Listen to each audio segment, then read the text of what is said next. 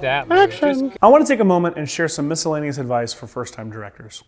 First one is to feed everyone. This is obvious. You learn this on the first day of film school.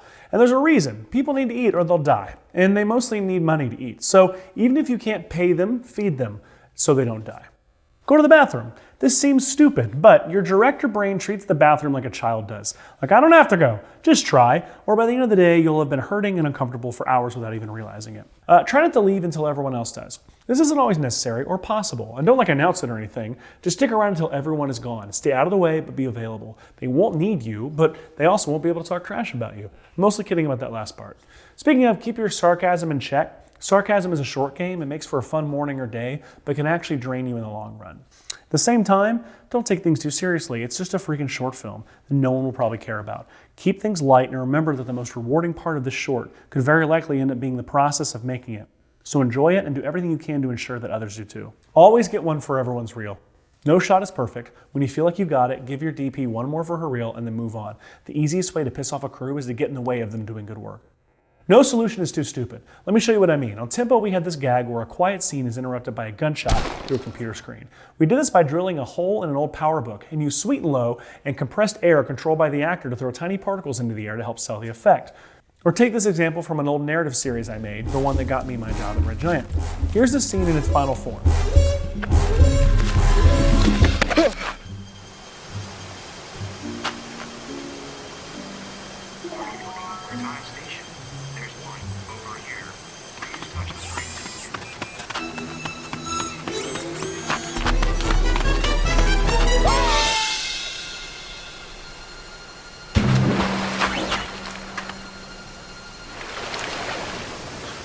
Oh, I'm in a river!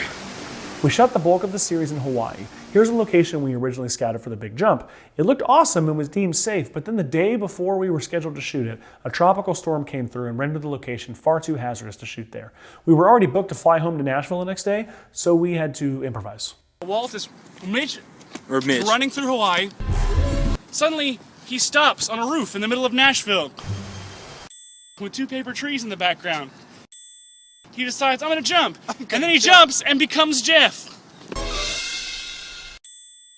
And falls into the sea, falls into the water, and then emerges Mitch again back in Hawaii.